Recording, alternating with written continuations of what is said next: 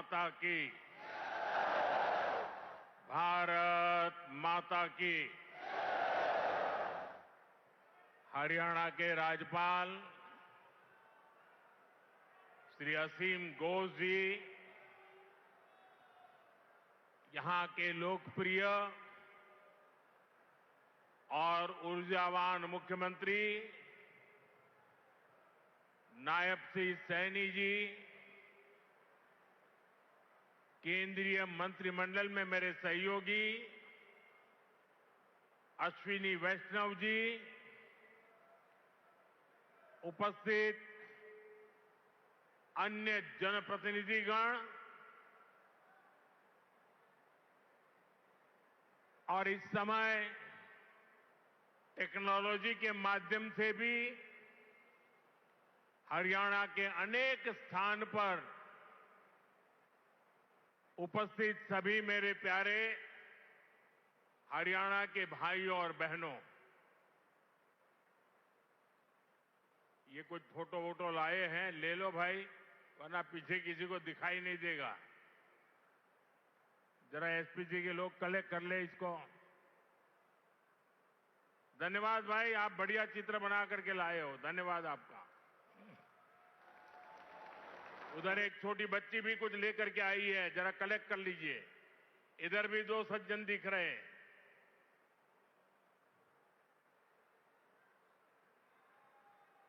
और फिर आराम से बैठ जाइए सब लोग। आपके प्यार के लिए, आपकी इस कला साधना के लिए मैं आप सबका धन्यवाद करता हूं जी। साथियों, जिंद की इस गौरवशाली भूमि से आप सभी को मेरी राम राम।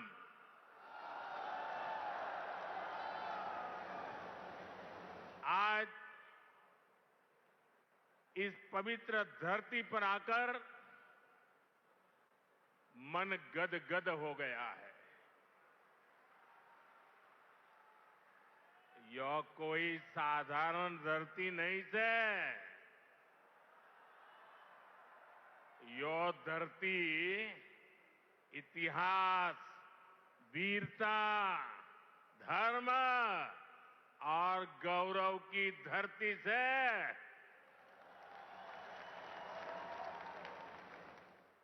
शक्तिपीठ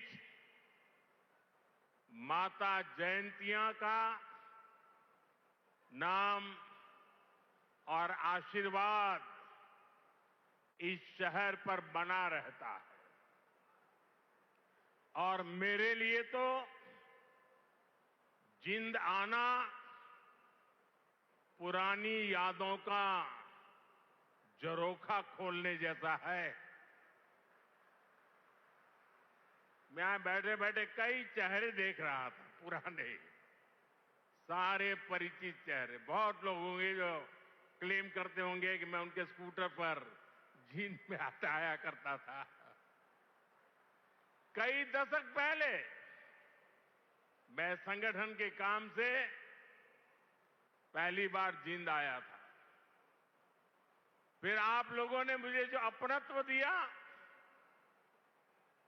जो प्रेम दिया, वो आज तक मैं भूला नहीं हूं। मुर्रा भैंस का दूध, दही और घी, जिंद का देसी बुरा और यहां का घेवर, ये वो यादें हैं जो जिंद से जुड़ ही जाती है। साथियों, इतने वर्षों में जिंद का घी और जिंद का घेवर तो नहीं बदला, लेकिन जिंद के तेवर बदल गए हैं।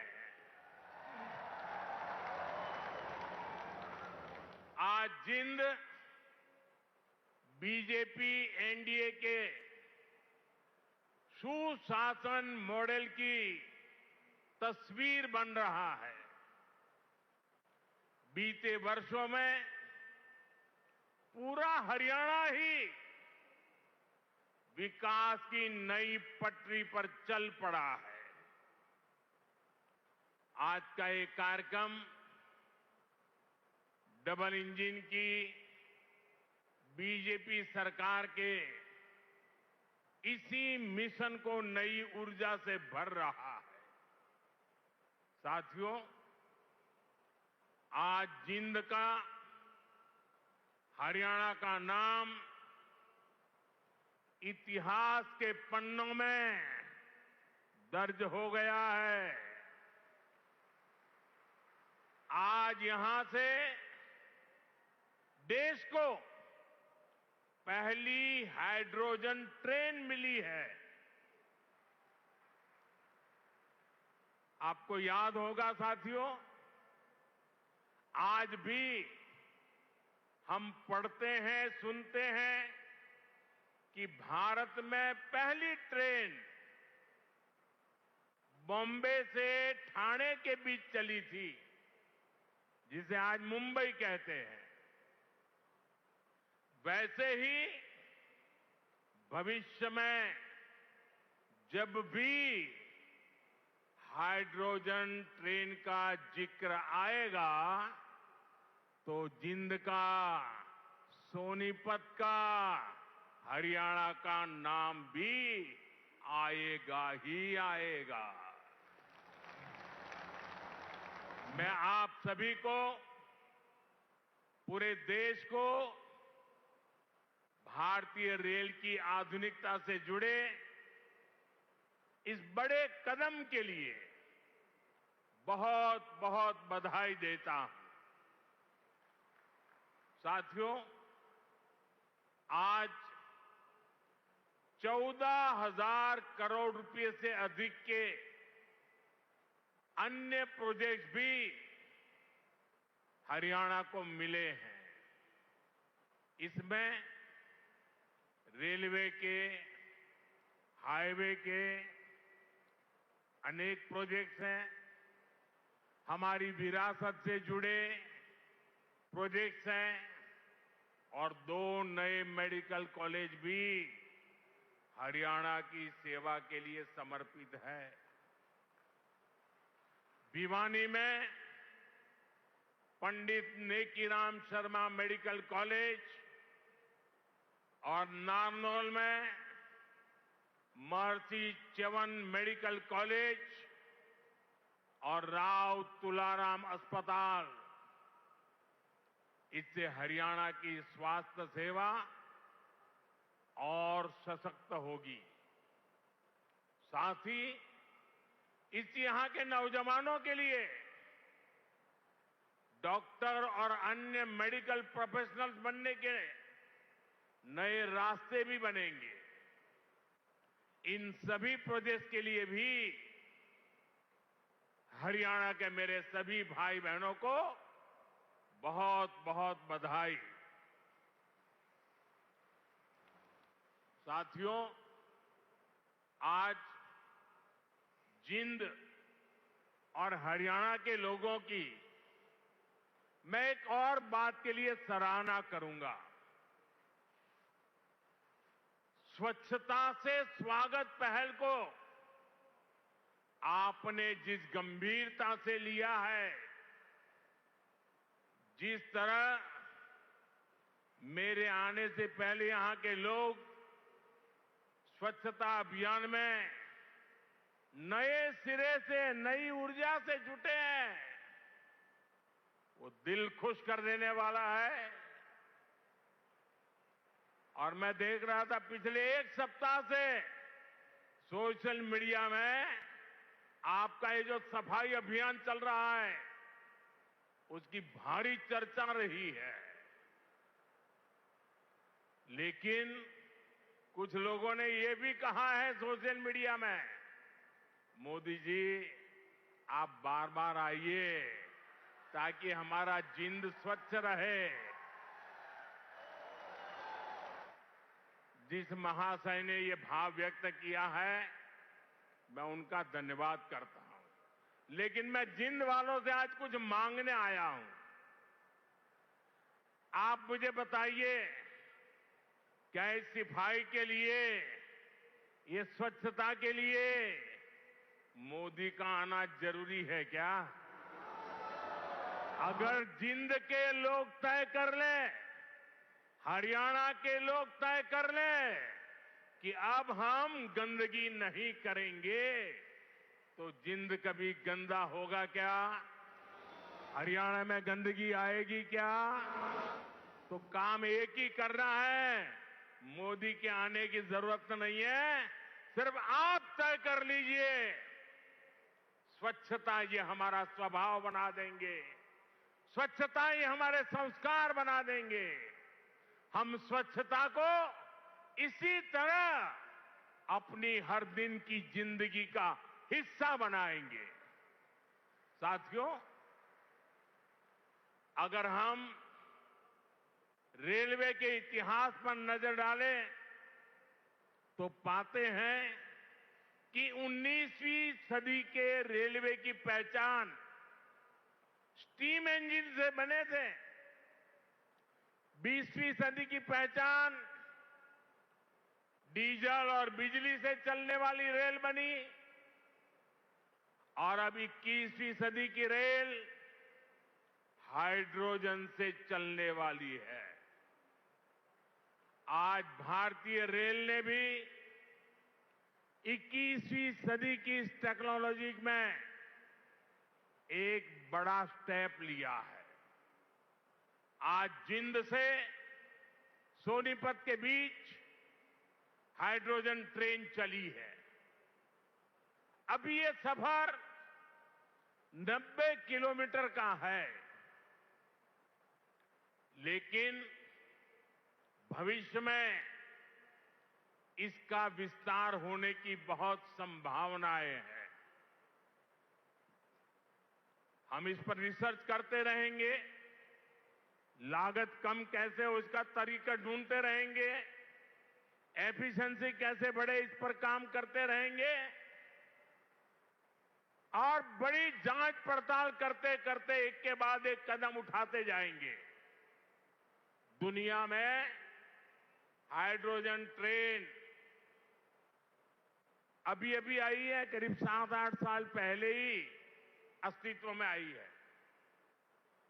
अभी दुनिया के 3 या 4 देश ही हैं जिनके पास हाइड्रोजन ट्रेन चलाने का सामर्थ्य है, और जिन देशों में अभी ऐसी हाइड्रोजन ट्रेन भी चल भी रही है, वहां बहुत शुरुआती दौर में है। लेकिन भारत की जो ये हाइड्रोजन ट्रेन है, उसके सामर्थ्य के बारे में सुनकर आपको भी गर्व होगा, एक एक हिंदुस्तानी को गर्व होगा। साथियों, जिंद से सोनीपत को चलने वाली हाइड्रोजन ट्रेन दुनिया की सबसे ताकतवर हाइड्रोजन ट्रेन है।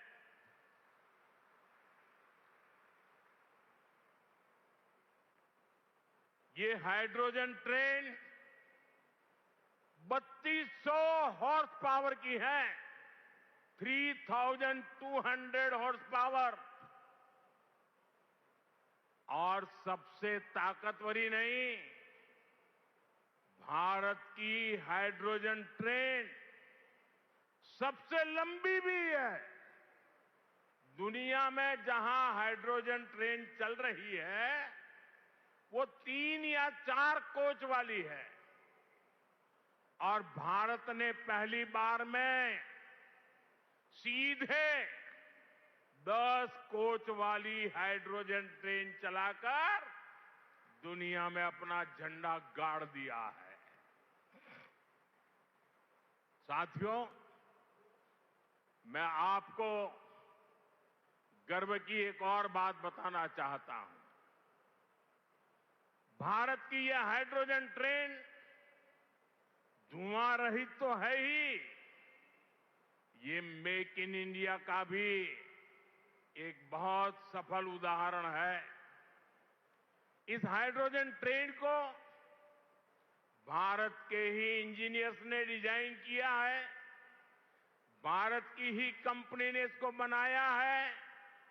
साथियों, ये हाइड्रोजन ट्रेन बाकी ट्रेनों से बिल्कुल अलग है। इसके लिए पूरा सिस्टम अलग चाहिए, पूरा इंफ्रास्ट्रक्चर अलग चाहिए। यहां जिंद में भी इसके लिए तमाम सारी व्यवस्थाएं बनाई गई है। और साथियों, आने वाले समय में यहां हाइड्रोजन ट्रेन से जुड़ा और भी इंफ्रास्ट्रक्चर बनेगा। नई नई फैक्ट्रियां लगेगी जो हाइड्रोजन ट्रेन नेटवर्क की जरूरतों को पूरा करेगी। यानी इस ट्रेन से हरियाणा के नौजवानों के लिए रोजगार के अनेक नए अवसर बनने तय है। साथियों, पिछले 12 वर्षों में भारतीय रेल में जो ये बड़े बदलाव हुए, इससे भारत को एक और फायदा हुआ है। आप देख रहे हैं कि पिछले कई महीनों से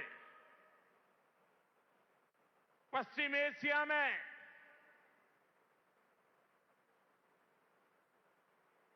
हॉर्मुज के पूरे क्षेत्र में, ईरान और गल्फ में युद्ध चल रहा है। और जिस समुद्री रास्ते से, हॉर्मुज से भारत बहुत बड़ी मात्रा में पेट्रोल, डीजल, एलपीजी गैस, हमारे किसानों के लिए खाद उसी रास्ते से आता है, उसी समुद्री मार्ग से आता है। लेकिन पिछले 3-4 महीनों से ये रास्ता निरंतर युद्ध का मैदान बन चुका है, संकटों से घिरा हुआ है। साथियों, अगर 2014 से पहले अगर ये स्थिति आती तो आज हिंदुस्तान का रेलवे का काम पूरा का पूरा ठप पड़ा गया होता। क्योंकि उस समय 2014 में देश का बहुत बड़ा हिस्सा था, ऐसा था जहां हमारी ट्रेनें सिर्फ और सिर्फ डीजल से चलती थी।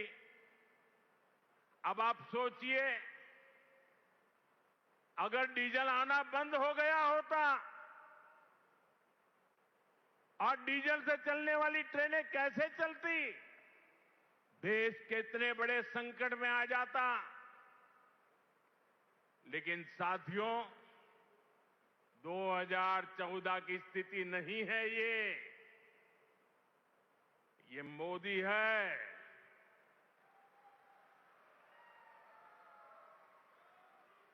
बहुत पहले सोचता भी है और समस्या के समाधान के रास्ते भी जमीन पे उतारता है।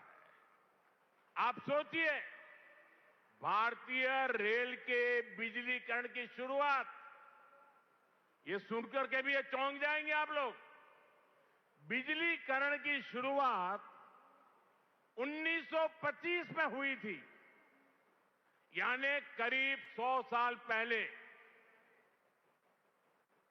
1925 से लेकर 2014 तक, यानी करीब 90 साल में पूरे देश का जो रेल नेटवर्क था, उसका सिर्फ 30%, 30%, 1/3 से भी कम रेल नेटवर्क का बिजलीकरण हो पाया था।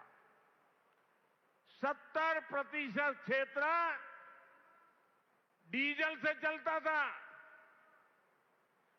और जिस गति से 90 साल में 30% काम हुआ तो 100% होते होते 300 साल लग जाते, 200 और लगते।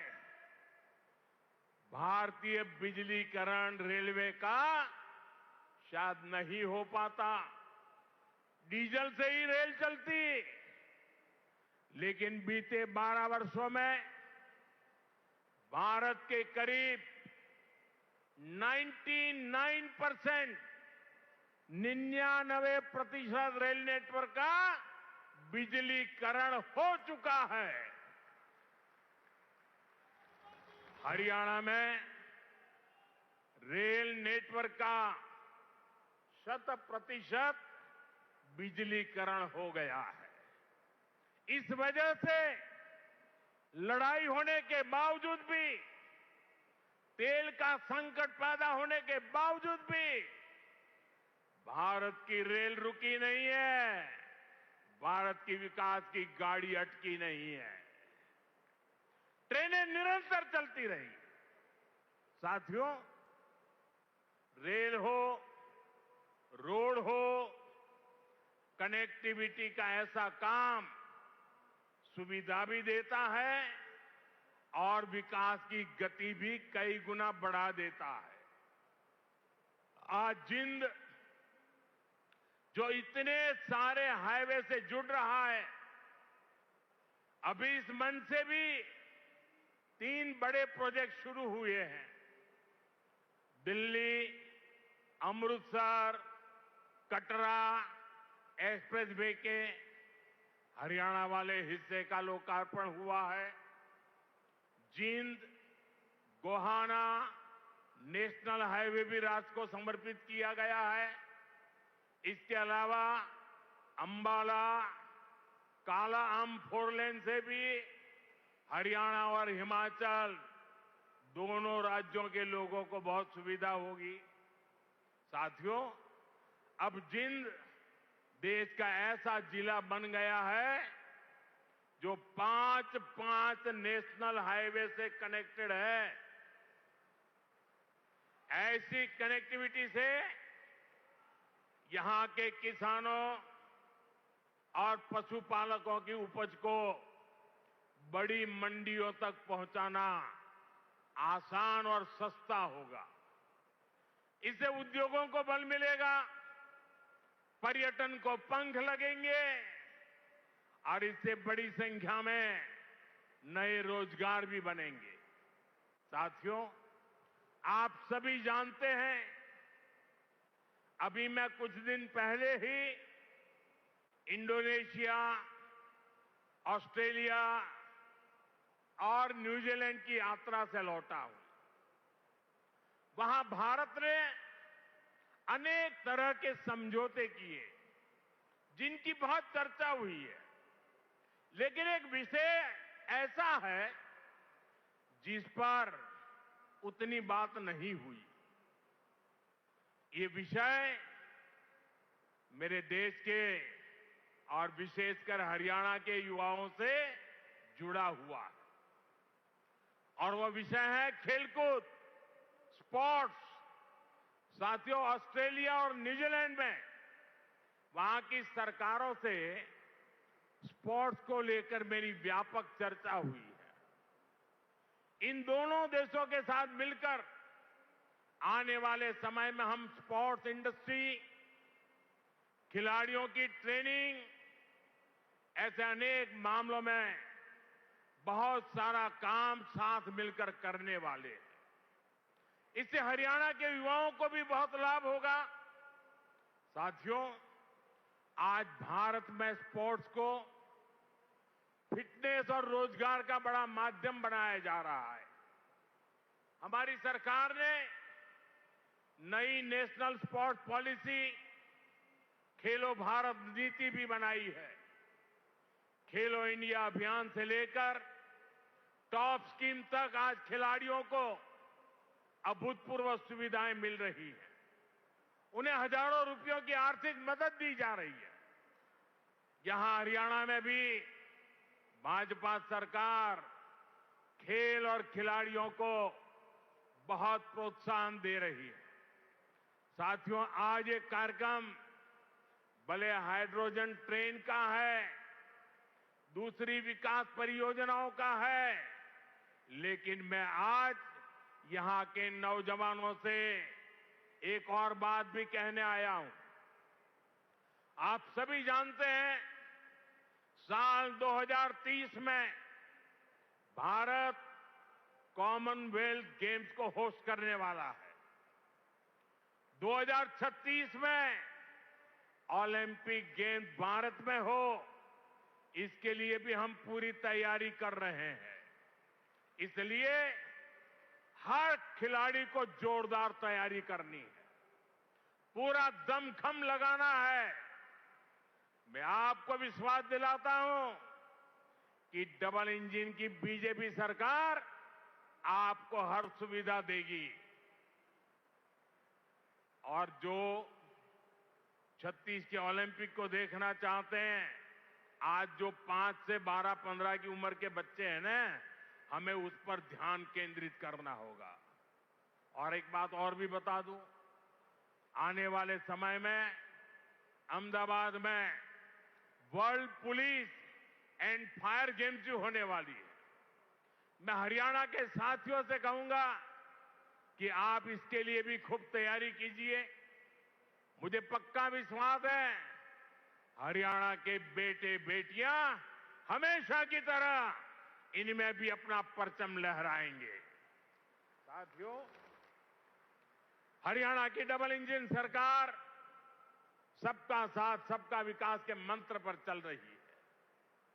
नायब सिंह जी के नेतृत्व में हरियाणा सरकार यहां के नौजवान हो, किसान हो, बहनें बेटियां हो, सबके लिए बेहतरीन काम कर रही है। बिना खर्ची पर्ची के नौकरी देने का जो रास्ता हरियाणा सरकार ने दिखाया है, वो इतना आसान नहीं था, लेकिन ये भाजपा सरकार ने करके दिखाया है। साथियों, यहां के किसानों का हित भी हमारी प्राथमिकता में है। जिंद की मंडी तो हरियाणा की सबसे बड़ी मंडियों में से एक है। डबल इंजन की भाजपा सरकार के कारण हरियाणा के किसानों को बहुत लाभ हो रहा है। पीएम किसान सम्मान निधि से हरियाणा के किसानों को करीब 8,000 करोड़ रुपए मिल चुके हैं। इसमें जिंद के हमारे किसानों को भी 600 करोड़ रुपए से ज्यादा मिल चुके हैं। साथियों, हमारा देश संस्कार और संस्कृति का देश है और ये क्षेत्र तो इस समृद्ध विरासत का बहुत बड़ा केंद्र है। ये जिंद की धरती है, जहां महाराजा रणजीत सिंह का गौरव भी है और पांडवों की आस्था भी है।